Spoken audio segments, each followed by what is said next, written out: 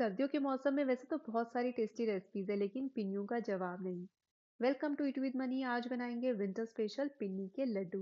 ये पिन्नी के लड्डू खाने में बहुत ही ज्यादा टेस्टी होते हैं और इनमें बहुत सारा आयरन होता है। इन लड्डू को खाने से आप बहुत ज्यादा एनर्जेटिक फील करेंगे एंड आपकी बॉडी को अंदर से वार्म भी रखेंगे। तो बिना किसी देरी के फटाफट से रेसिपी को स्टार्ट करते हैं और इसके लिए आप एक लिस्ट प्रिपेयर कर सकते हैं। तो सबसे पहले मैं यहाँ पे ले रही हूँ आलमंड। बादाम को मैंने यहाँ पे 100 ग्राम लिया है। फिर हम लेंगे यहाँ पे कैश्यूज। काजू को मैं यहाँ पे 60 ग्राम ले रही हूँ। फिर हम यहाँ पे लेंगे रेजिन्स। किशमिश को मैं यहाँ पे 50 ग्राम ले रही हूँ। फिर लेंगे यहाँ पे मेलन सीड्स, खरबूजे के बीज। इसको भी मैंने यहाँ पे 50 ग्राम लिया है। फिर लेंगे पंपकिन सीड्स। ये हैं कद्दू के बीज, इसको भी मैंने यहाँ पे 50 ग्राम लिया है। एंड अब हम यहाँ पे लेंगे गोंद जो कि बहुत ही ज़्यादा हेल्थी होता है। इसको भी मैंने यहाँ पे 50 ग्राम लिया है। एंड लास्ट में हम ऐड करेंगे पिस्ता। इसको मैंने यहाँ पे 30 ग्राम लिया है, आप चाहे तो 50 ग्राम भी कर सकते हैं और आप कोई भी ड्राई फ्रूट ऐड और लेस कर सकते हैं। फिर हम यहाँ पे लेंगे गेहूं का छना हुआ आटा 500 ग्राम। और फिर मैं यहाँ पे बुरा ले रही हूँ, इसको भी मैंने यहाँ पे 500 ग्राम लिया है। ये है देसी घी, इसको भी मैंने यहाँ पे 500 ग्राम लिया है। जितना आटा होता है उतना देसी घी लगता है। यह है ड्राई कोकोनट, सूखा नारियल, इसको आपको कद्दूकस कर लेना है। और यहाँ पे मैंने इसको 120 ग्राम लिया है, आप इसको 100 से 120 ग्राम रख सकते हैं, काफ़ी हेल्थी होता है ये। अब हम लेंगे यहाँ पे मखाना, लोटस सीड्स, इसको मैंने यहाँ पे 50 ग्राम लिया है। तो चलो अब रेसिपी को स्टार्ट करते हैं। तो सबसे पहले हम यहाँ पे लेंगे एक मोटे तले की कढ़ाई। इसके अंदर हम ऐड करेंगे देसी घी और जब घी बहुत अच्छे से गर्म हो जाएगा तो फिर हम इसके अंदर डाल देंगे बादाम और काजू। अब हम इनको करेंगे स्टर फ्राई लो से मीडियम हीट पर। और अब यहाँ पे हम काजू और बादाम को तब तक फ्राई करेंगे जब तक काजू का कलर लाइट गोल्डन ब्राउन ना हो जाए। आप चाहे तो काजू और बादाम को इकट्ठा भी फ्राई कर सकते हैं मेरी तरह, और अलग अलग भी फ्राई कर सकते हैं। तो यहाँ पे काजू का जो कलर है वो लाइट गोल्डन ब्राउन हो चुका है, तो अब हम इसको एक प्लेट में निकाल लेते हैं। और अब हम सेम घी में ऐड करेंगे गोंद। यहाँ पे मैं आपको एक टिप देना चाहूँगी कि यहाँ पे आपको गोंद को तभी ऐड करना है, पहले आपको चेक करना है कि घी बहुत जो है अच्छे से गर्म होना चाहिए, तभी गोंद को ऐड कीजिएगा। आप देख सकते हैं गोंद कितने अच्छे से फूल चुका है, यहाँ पे एक दाना खिल चुका है। अगर घी ठंडा होगा तो गोंद जो है वो बिल्कुल भी नहीं फूलेगा।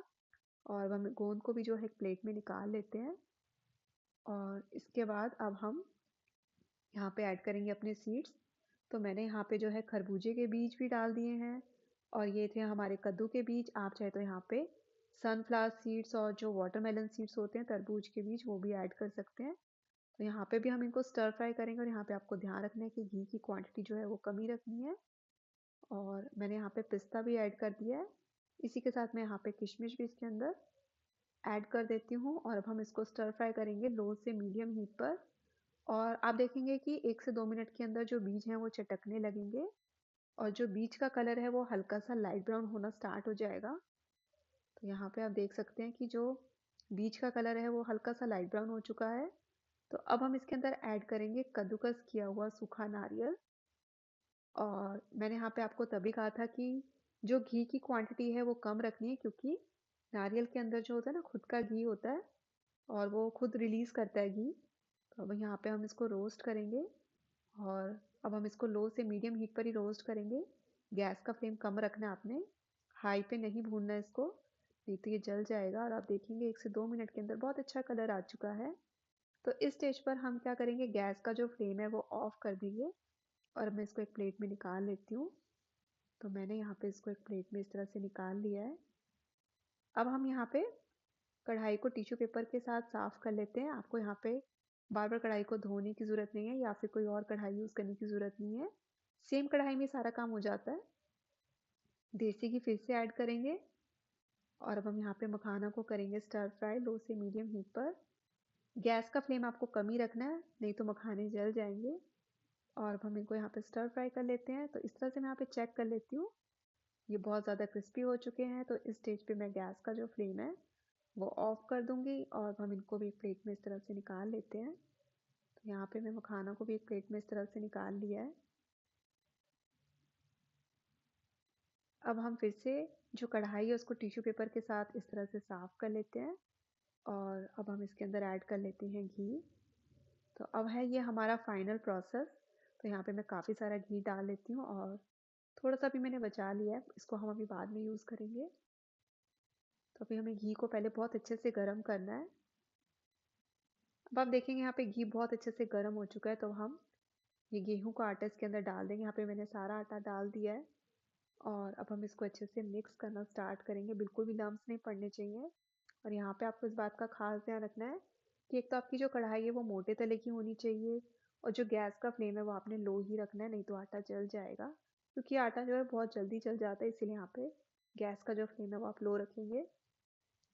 तो यहाँ पे थोड़ा घी जो हमने बचाया था वो भी अब हम डाल लेते हैं। घी ज़्यादा हो जाए तो कोई दिक्कत नहीं है, घी कम नहीं रहना चाहिए पिन्नी बनाते हुए। तो हम इस तरह से पहले मिक्स कर लेते हैं। एक ही बारी में सारा घी भी डाल सकते हो और मेरी तरह भी कर सकते हो। तो यहाँ पर हम इसको अच्छे से पहले मिक्स कर लेते हैं इसके साथ।